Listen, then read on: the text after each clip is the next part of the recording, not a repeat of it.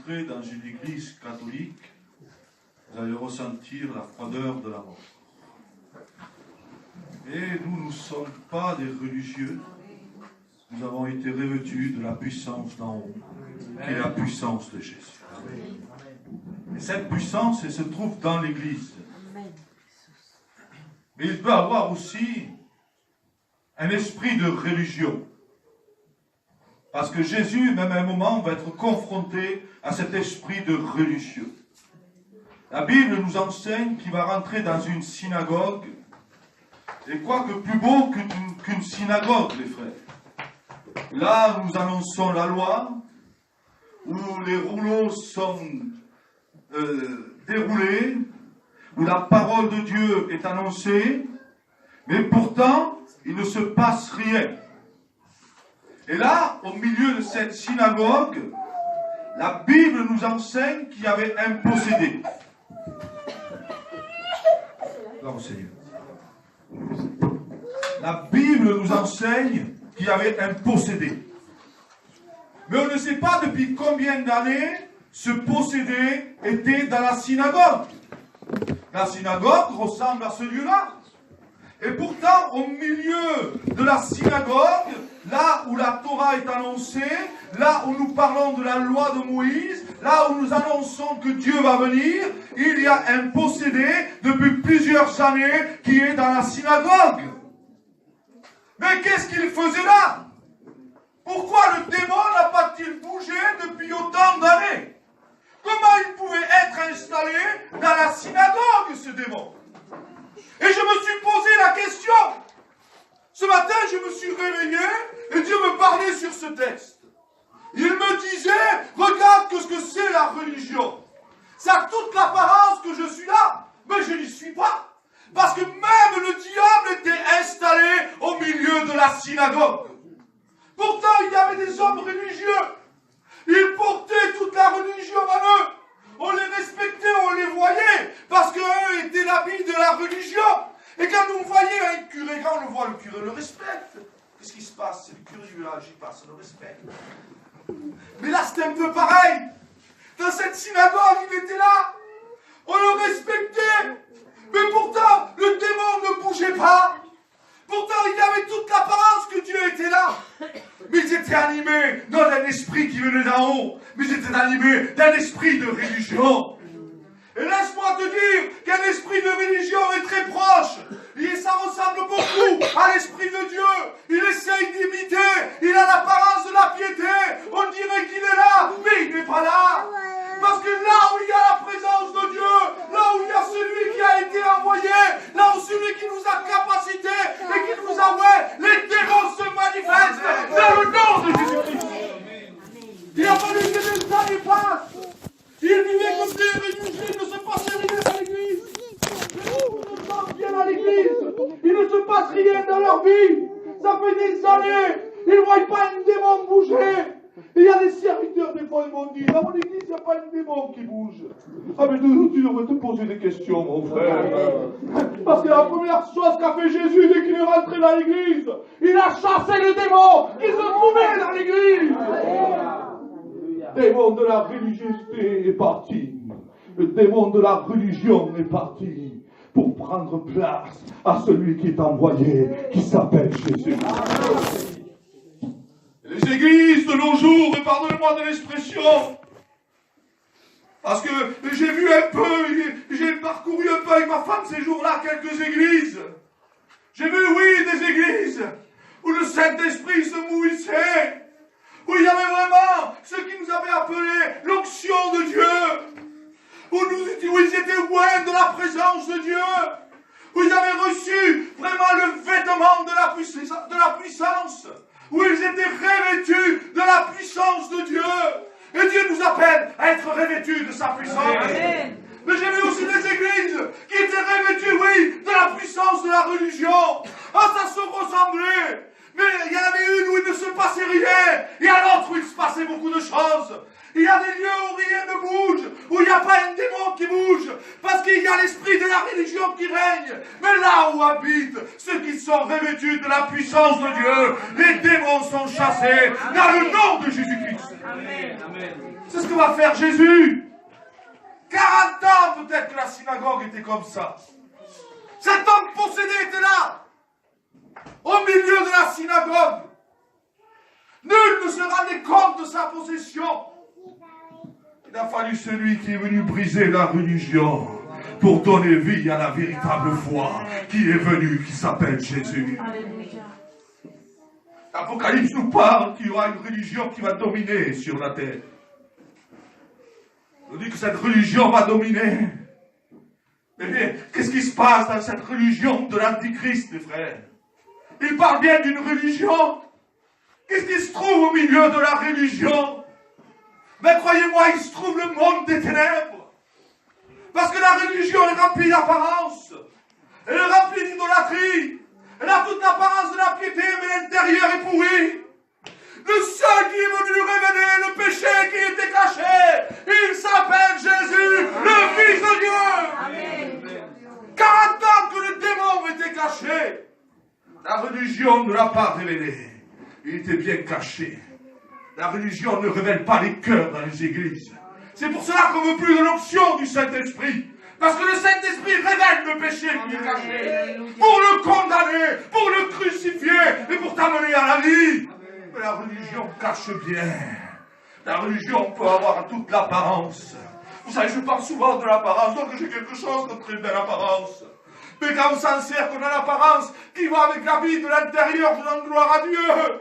Mais quand on s'en sert pour cacher le péché, avec croyez-moi que ça fait partie de la religion.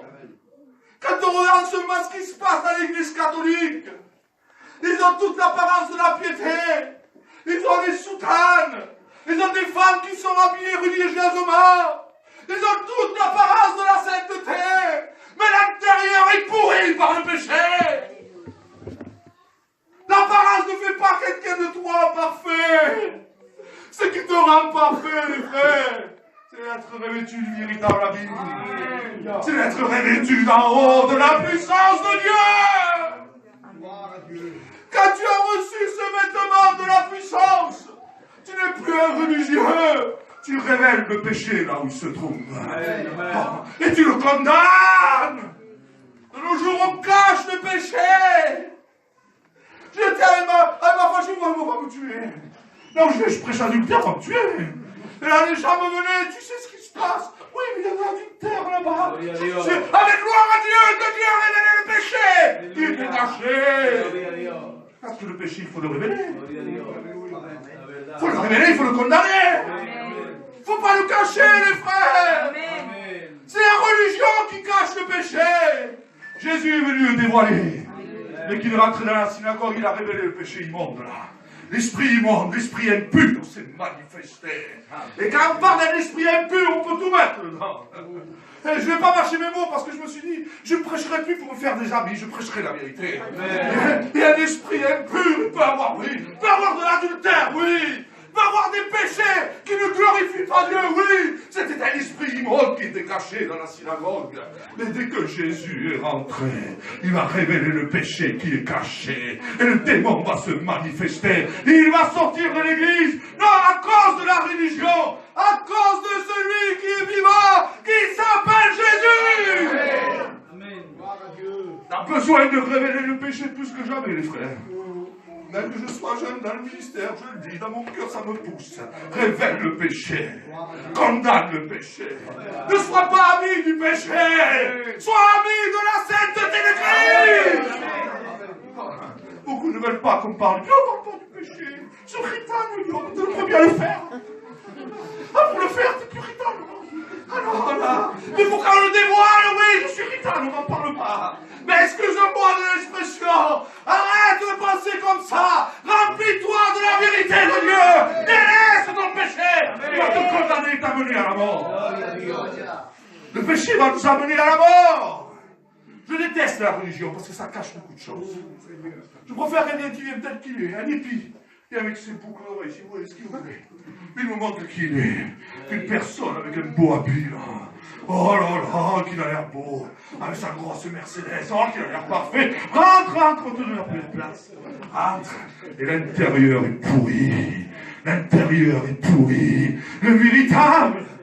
Il a le dehors, oui, qui est beau. Mais il a l'intérieur transformé. Il a l'intérieur véritable. Il ne veut pas du péché. Il a été revêtu de la sainteté de Dieu.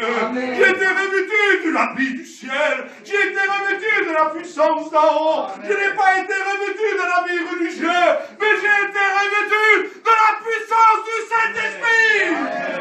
La puissance du Saint-Esprit révèle les cœurs. Révèle le péché. Révèle l'iniquité. Oh, des fois, on me dit, oh, je ne veux pas voir ça. Oh là là. Et quand tu es seul, tu es le premier à regarder. À quoi ça sert cette hypocrisie? Demande à Dieu qu'il te libère de tes yeux. Amen. On ne va pas marcher les mots, les frères. Je suis ambassadeur de la parole de Dieu. Ambassadeur de la presse de la vérité. Ambassadeur de la sainteté. Alors je ne peux pas être d'accord avec le péché. Celui qui est d'accord avec le péché est d'accord avec le diable. Mais moi je suis d'accord avec la sainteté de la parole de Dieu. Vous êtes trop dans les églises en cachant. Et pourtant là dehors on regarde tout, on voit tout le jour. On a les portes du numérique. Ah, le numérique. Pourquoi ça ne touche pas? Oh, non, ça ne touche pas. Il y en a qui pensent que je choque, ça m'est égal. Oh, je suis irritant, non, ça ne me touche pas. Ça ne me touche pas, le numérique. Ça ne te touche pas, et pourtant, tes pensées ne sont pas de la gloire de Dieu. Alors pourquoi ça ne te touche pas, le numérique? Commence à confesser le nom de Jésus. Tu as besoin que le Saint-Esprit révèle dans ton cœur pour que tu puisses être transformé dans le nom de Jésus-Christ. Tu ne viens pas prêcher une religion. Tu viens prêcher la puissance de Dieu. On prêche quoi, les frères? La repentance. Si on chasse les démons et qu'on cache le péché, c'est un travail inachevé qui ne sert à rien. On peut se fatiguer à prier pour quelqu'un, on va chasser le démon toute la nuit, ça nous arrive avec les frères. Mais si le péché n'est pas parti, le lendemain il sera dans le même état. Et encore pire. Et encore pire. Parce qu'on n'a pas dévoilé le péché et qu'on ne l'a pas condamné. C'est pour cela que ce soir je te parle comme ça. Ne soyons pas des religieux avec la froideur du péché, mais soyons remplis du feu de Dieu qui se trouve dans la sainteté de la parole. La froideur vient du péché, les frères, je ne cache pas mes mots. C'est quand on a péché qu'on ne peut pas adorer Dieu. Mais quand tu as rien à te reprocher, tu peux l'acclamer et dire que le roi des rois, le Seigneur. Amen. Parce que ton cœur est animé du feu de la sainteté. Ce qui paralyse l'Église, c'est le péché. Il faut que le péché se brise. Le péché qui est caché dans ta vie, dans ta maison. Et il faut qu'il se brise dans le nom de Jésus. Amen. Trop de choses sont cachées. Des choses qu'on ne peut pas parler, c'est bien trop vilain pour en parler. Mais il faut les condamner, les frères. Pour que le salut puisse entrer dans l'église, pour que la religion se brise, il faut arrêter avec les apparences. Il faut une véritable conversion, être revêtu de la puissance de Dieu. Vous savez, quelqu'un qui est revêtu de la puissance de Dieu, ça se voit. Il ne faut pas dire, vous voyez l'expression, on dit dans le monde qu'un chien reste un chien, un chat reste un chat. Un chrétien reste un chrétien. Ça se voit. Il ne faut pas dire à quelqu'un. Vous savez, il y a 5 ministères dans la parole de Dieu, il n'y en a pas 6. Je trouve 5 ministères. S'il y a un ministère d'évangélisation, on sait le reconnaître. S'il y a un ministère de prophète, on sait le reconnaître. S'il y a un ministère d'enseignant, on sait le reconnaître. S'il y a un ministère d'apôtre, on sait le reconnaître. Mais je ne trouve pas de 6e ministère. Le 6e ministère de la religion n'existe pas dans la parole. Chaque ministère est accompagné de la puissance de Dieu. Et on les reconnaît. Nous ne sommes pas des aveugles. On reconnaît là où se trouve l'œuvre du Saint-Esprit. On reconnaît celui qui est revêtu du Saint-Esprit. On reconnaît celui qui est revêtu d'un ministère. Parce qu'il a reçu le ministère qui vient d'en haut. On sait reconnaître un ministère d'évangéliste. On sait reconnaître un ministère de prophète. Mais je ne sais pas reconnaître un ministère de religieux. Amen. Il n'y en a pas. Il y en a qui se font des ministères eux-mêmes, avec Internet. J'ai vu des jeunes là-bas, pas ici, des jeunes. Toute la journée, ils cherchent tous les noms des démons. Je dis, oui, c'est bien. Vous allez loin à chercher les noms des démons sur Internet. Il vaut mieux que tu étudies la Bible, mon frère. Parce qu'après, tu vas faire que parler des démons. Mais moi, je veux te parler de la gloire du Messie qui s'appelle Jésus, le Fils de Dieu. Non, moi, je ne parle pas de démons, je les chasse. Je n'ai pas le temps de parler de moi. Parce que Dieu m'a revêtu de la puissance. Et quand on est revêtu de la puissance, les démons sortent des corps. Ça va, vous êtes parlé. Un frère est venu me voir l'autre jour. Il me dit, écoute, mon frère. Je sais pas ce qu'elle avait, la jeune fille. J'ai dit, non, le démon s'est manifesté. Je lui ai dit, gloire à Dieu.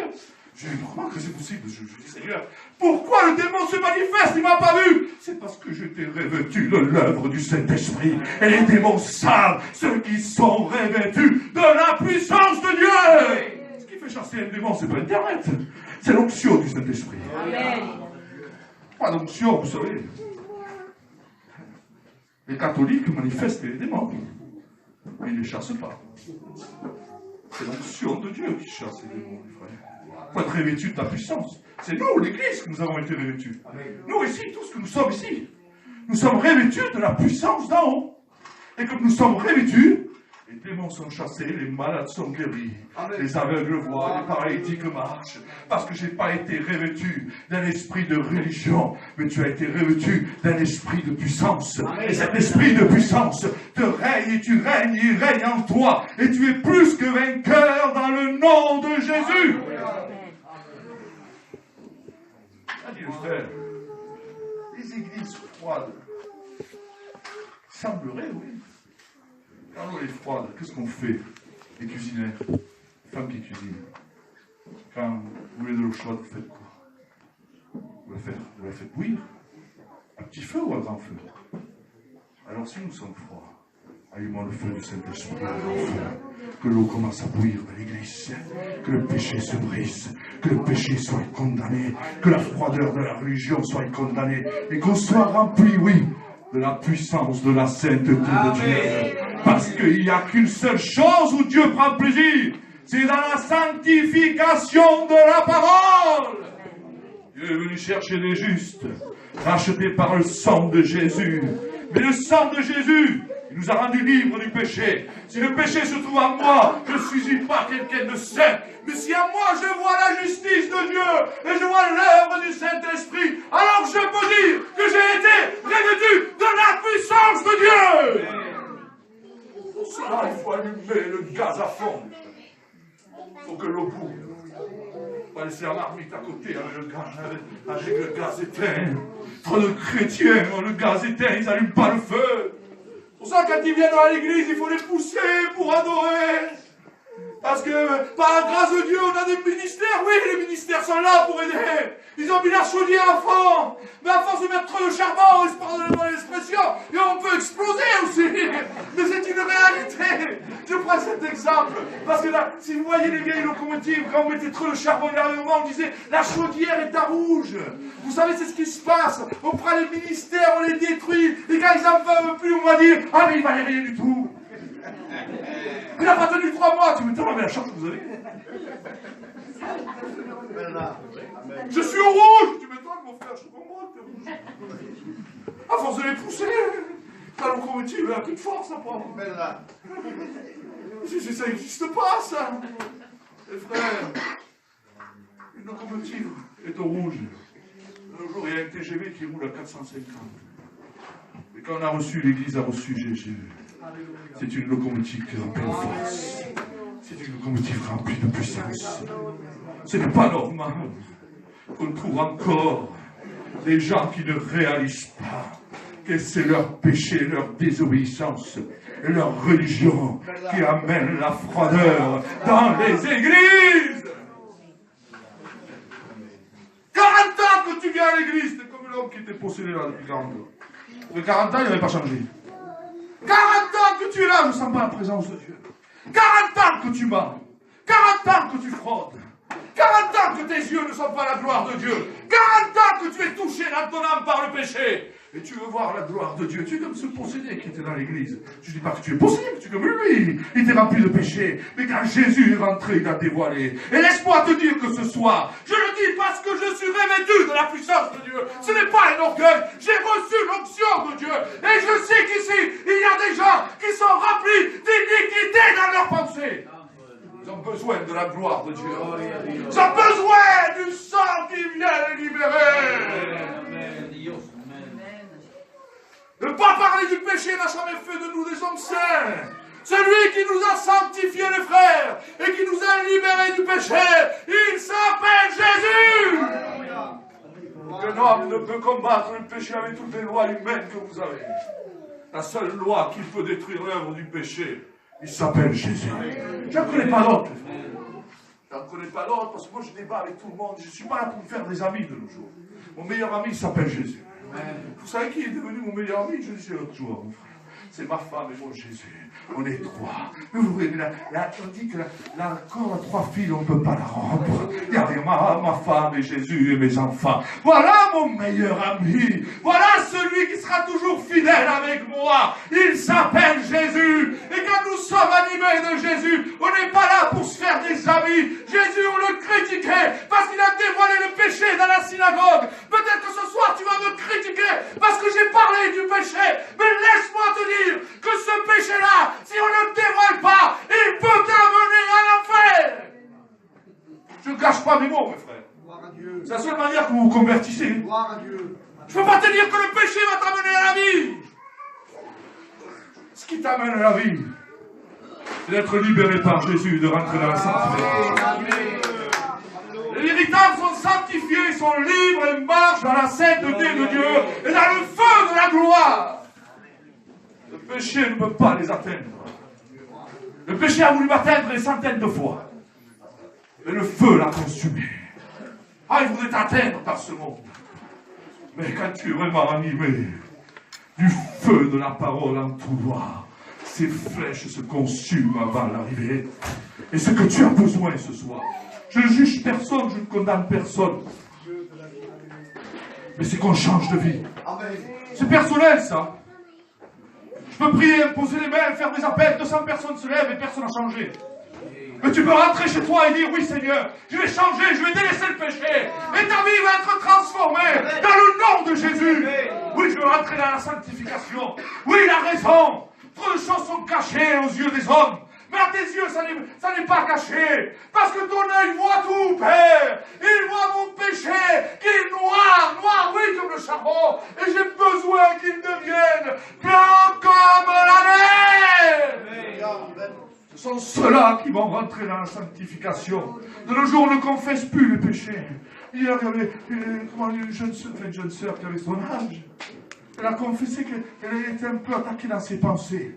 De suite, elle a commencé. Oh, Seigneur, je suis attaqué de mes pensées. De suite, les frères ont prié pour elle. Que c'est bon de confesser. On ne lui a pas laissé le temps de toucher son âme. Elle a dit ce qui se passait. Et on l'a arrêté dans le nom de Jésus. Il y en a qui se croient plus saints que Dieu, ils cachent tout. Oh, qu'on est là pour condamner. Ah, l'apparence, il est dans l'église. Gloire à Jésus. Amen. Alléluia.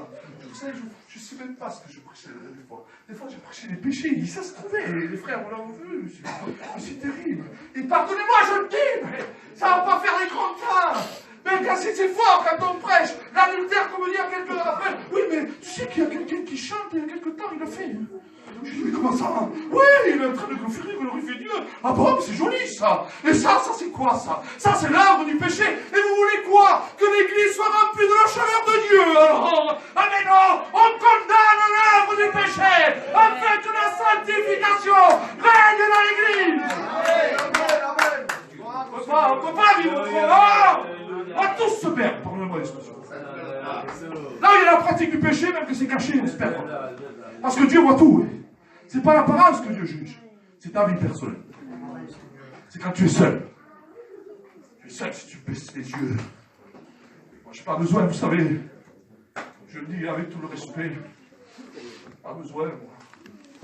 Les yeux, ils sont que pour le Seigneur. Je prie tous les jours, Seigneur, donne-moi mes yeux pour toi. Je combats tous les jours, Seigneur, mes yeux soient pour toi. Je ne veux pas. Je ne veux pas souiller mon corps. Non, faut que mes yeux soient pour toi. Il faut que je regarde que toi, Jésus, je suis faible. Et toi, tu m'as animé dans l'esprit, tu m'as revêtu de force. Donne-moi la force de vaincre toutes les mains du diable et de ses ruses et de la chair, dans le nom de Jésus-Christ. On doit respecter le temple du Saint-Esprit. Il habite en moi, il mange avec moi, il dort avec moi. Quand je dis une parole de travers, je suis triste. Je lui demande pardon, je dis Seigneur. Je te demande pardon parce que tu as entendu ce qu'il ne fallait pas. Il est le parfait, il habite en moi. Alors je veux être à la hauteur de celui qui habite en moi. Je ne crains pas la froideur. Je crains plus Dieu. Je sais qu'en moi il y a une chaleur qui s'appelle Jésus. Moi ce soir je la ressens, si toi tu ne la ressens pas. C'est parce que tu dois demander au Seigneur, c'est ce qui ne va pas dans ta vie. Commence à regarder ce qui ne le glorifie pas. Parce que Dieu ne se plaît pas dans le péché. J'aime pas prêcher un Dieu où on peut marcher dans les deux mondes, où tu pêches à l'extérieur et tu donnes pardon à l'intérieur. Et on s'appelle, on se lève tous les vendredis, tous les dimanches, tous les mardis. Parce que dehors on pêche et on vient se faire pardonner. Pardonnez-moi, on est venus comme les curés en religion catholique. Je vais me faire confesser ce soir. Je vais me faire confesser à l'église. Demandez pardon et demain je recommencerai. Nous ne vivons pas dans une religion. Christ nous dit qu'il nous a libérés une fois pour toutes. Celui qui est de Christ est libre. Celui qui est lié au péché. Je ne veux pas faire mal, mais je préfère pécher la vérité, c'est pas moi qui dis. Celui qui a péché dès le commencement, celui qui nous dit, c'est toi la parole. Nous ne pratiquons plus le péché. C'est pas moi qui dis la Bible, si vous voulez m'en vouloir, sortez, en faites ce que vous voulez, c'est pas grave. Et celui qui pêche est du diable. Pardonnez-moi, c'est pas moi qui dis la Bible. Il n'y a pas un autre nom dans la Bible, il s'appelle le diable. Je n'ai pas trouvé un autre nom. Ce soir, je veux que mon Père s'appelle Jésus. Amen. Tu es libre de continuer à vivre dans le péché. Et après, comme je dis, ne t'en prends pas à Dieu. Oh, tout va mal dans ma vie, je ne dors pas, je suis angoissé. C'est ta faute. C'est ta faute. C'est toujours la faute de Dieu, mais c'est jamais la tienne. Pourquoi tu continues à faire ce que tu fais? Si la vie se trouve en Jésus-Christ, dans la sainteté de la parole. Jésus est venu rechercher des saints, non des pécheurs lavés par le sang de Jésus et sanctifiés par sa parole. Je crois que Jésus va venir chercher quelqu'un qui est rempli de lèpre, qui soit lavé par l'eau pure de sa parole. Faites ce que vous voulez, vous êtes libre. Moi, je ne peux sauver personne. Celui qui sauve, c'est la parole, c'est Jésus, le Fils de Dieu. Pourquoi je viens prier? Pourquoi je dis ça? Parce que dans tes 5 dernières minutes de ta vie, tu ne verras pas Ismaël, tu ne verras pas Antonico, tu ne verras pas les anciens, tu verras Jésus, si réellement tu es éternel. Si réellement tu es éternel. Pas sa main. Pardon. Je dis librement. Si, tout ce que je fais, il est en train de dire là. Ben oui. Pourquoi? Parce qu'il y a un Jésus qui peut te libérer ce soir. Demande-lui pardon, rentre chez toi. Change de vie. Transforme-toi. Remplis-toi de cette sainteté. Remplis-toi de feu. Parce que son retour est proche. Remplis-toi de lui. Remplis ton foyer de sa présence. Remplis-toi d'un seul nom qui est le nom de Jésus. Remplissons-nous de sa présence. N'arrêtons pas de confesser nos fautes, afin que lui puisse nous les pardonner et nous libérer. Ne gardons pas nos fautes, vraiment, comment vous dire, creuser un trou, et là nous mettons nos fautes et nous les cachons, croyant que nous pouvons tromper les hommes, mais tu ne tromperas jamais les yeux de Dieu. Crois-moi que moi je ne peux pas te condamner, mais celui qui peut te condamner, c'est Dieu lui-même. Alors si tu as peur d'être condamné, commence à regarder à l'intérieur de toi, et à creuser dans le trou, et à sortir le péché que tu as caché, et à le mettre devant les yeux de Dieu, pour que le sang de Jésus puisse te pardonner. Et s'il te pardonne, tu obtiendras grâce. Vous savez pourquoi je parle comme ça? savez, à des novices, à des nouveau-nés, quand j'étais au début à l'école, vous parlez les couleurs, lettres A, B. C'est normal, je venais de commencer l'école. Et quand tu as appris, on doit être un bon niveau. On doit être un bac plus 10, un bac pro. On va parler avec des mots de bébé. Je vous parle avec des mots pour personne, comme on dit, adulte. On ne parle pas des bébés ce soir. La parole, on l'a entendue, ça fait 30 ans. Et nos vies sont toujours imprégnées du péché, c'est pas normal. Il faut que le péché sorte de l'Église. Comment fait Jésus? On le dévoile, on le condamne, on le